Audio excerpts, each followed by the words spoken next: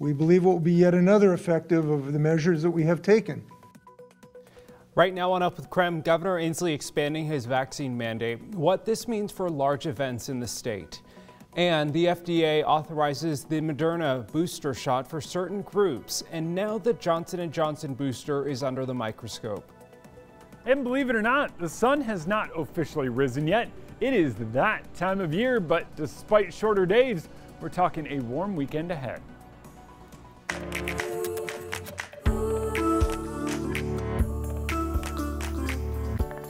Up with KREM begins now. Hey there, friends. Good Friday morning to you. Glad to have you here with us on Up with KREM. I'm Tim Pham. Well, ballots in Washington are being sent out for the November election. Spokane County ballots started getting sent out earlier this week and will continue today. Ballot boxes across the country are open now, or you can send it through the mail. Idaho, rather, doesn't use a vote-by-mail system, so voters need to be present at the polls on Election Day unless you request an absentee ballot. For information on key elections in our area and more on making your vote count in both Washington and Idaho, just text us the word election to 509-448-2000. Okay, we are here to Friday. Let's get outside to meteorologist Jeremy Legou, who has your Friday and weekend forecast. Jeremy, it is going to be a beautiful weekend. So tell us when's the pick day? Saturday. Saturday, sure. Okay. Saturday is the pick day. Saturday is going to be the pick day of the entire week. Hear me out on this one. Right now, we start out with temps in the mid to low 40s across the inland northwest. A whole lot of cloud cover takes us into the morning. A little bit of moisture in northeastern Washington, now moving into North Idaho. Light in nature, most of that stays north of Spokane and Coeur d'Alene. But what we are going to see is kind of a resurgence of that later this afternoon. A little more widespread with some of those showers. Once again, most of them stay to our north. I think getting a little bit of a sprinkle activity in Spokane or Coeur d'Alene later on today is not out of the question. Tomorrow, though, oh, it is out of the question because we've got sunshine returning and temps on the rise. It all starts today, though. How about this one for you? 10 degrees warmer than where we were yesterday. We've got temps climbing into the mid and upper 50s later on this afternoon. It is going to be very warm for us, especially compared to where we've been. But today, about normal for this time of year. What's not normal? Oh, temps climbing into the upper 60s. Now, actually, okay, that is normal. It's not our average temp, but big swings in temperatures are very normal, and we're talking even more swings in temperatures coming up next week in your full forecast in just a bit. Starting November 15th, everyone 12 and older will need to show proof of vaccination or a negative COVID test before attending a large event in Washington state. Governor Jay Inslee making the announcement on the new mandate on Thursday. The order applies to indoor events with 1,000 or more people. For now, this applies to ticketed or registered events like conventions, concerts, sporting events, fairs, theme parks, and more.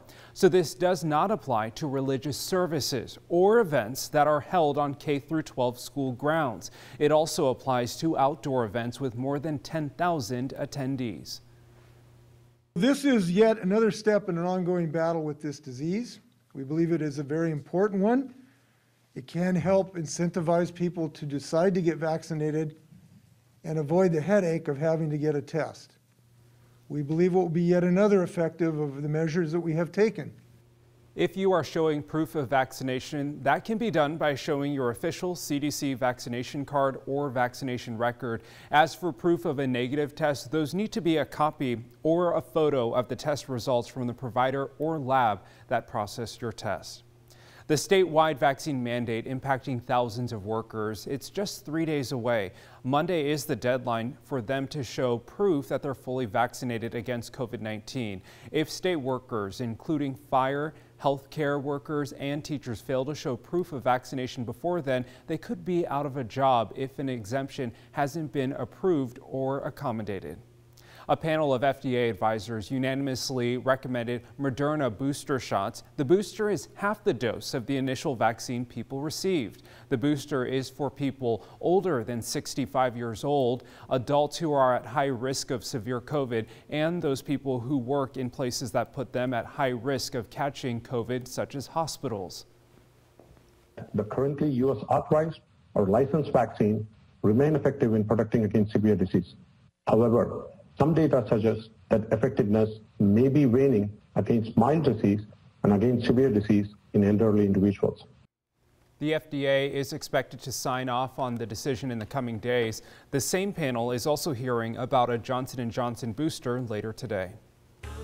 Time now for your morning rush, more news in less time. Former President Bill Clinton is in the hospital for a non-COVID-19 related infection. He was admitted to UC Irvine Medical Center on Tuesday and is, quote, on the mend and in good spirits. Physicians say he has an infection and is being treated with IV antibiotics. After 2 days of treatment, they say he is responding well.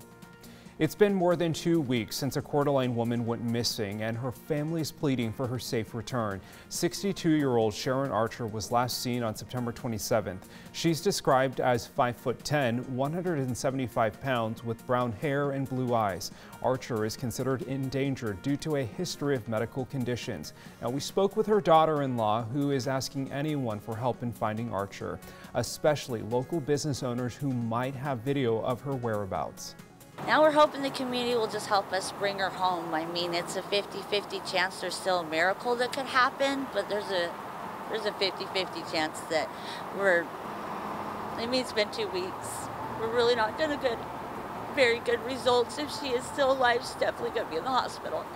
Archer's family received new footage from Coeur d'Alene, Exxon on Appleway Avenue and Government Way of her car heading north. If you have any information about Archer's whereabouts, you are asked to contact the Coeur d'Alene Police Department. Amazon started operations at its new air gateway at the Spokane International Airport early on Thursday morning. This is Amazon Air's second location in Washington. Operators here will receive a variety of products to store at Spokane's 2 fulfillment centers, as well as deliver products from Spokane. Amazon says their launch of this new air gateway will ensure customers get fast delivery of their orders.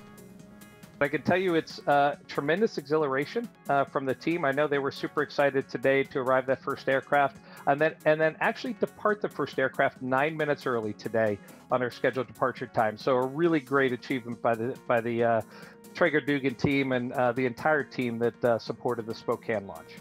The new air gateway will create 50 new jobs in Spokane. There are plans to expand operations with additional flights to create even more jobs. A Boeing pilot is charged for fraud related to the 737 MAX crashes that killed more than 340 people. Court documents show former chief technical pilot Mark Faulkner gave the FAA false information about the plane during the agency's evaluation and certification process, specifically about the plane's maneuvering system. The lawsuit claims because Faulkner was trying to save Boeing money, the airplane manuals lacked any reference to the maneuvering system. If convicted, Faulkner could spend the rest of his life in prison. Scientists say it's a 1 in 100 billion chance. A meteorite crashed into a Northwest home and landed next to a woman sleeping in a bed. The New York Times says it happened on October 3rd in a small town of Golden, about 440 miles east of Vancouver. The woman wasn't hurt, thankfully. Experts at the University of Western Ontario confirm it was a meteorite that crashed through her ceiling. Researchers found a second meteorite in a field nearby. That is your morning rush. More news in less time. Let us know what's happening in your neighborhood by using the hashtag #UpWithKREM on social media. I don't think it's going to affect us at all. Yeah, we had the last Kraken game here recently, and they had the requirement for that, and we were busy as ever. We hear from a local restaurant on the new large event vaccine mandate. And we're going to take you outside, talk temperatures on the rise as we head into the weekend. We are above normal for the next 7 days, and today, likely the coldest of those 7. Victims of domestic violence often have to leave everything behind, and sometimes that means their furry friends. Fleeing, with your pet can be just a huge barrier for folks. And so by being pet friendly, we're trying to decrease those barriers for our survivors. Up with KREM's Channing Curtis telling us more about what local organizations are doing to help pet owners during a stressful time.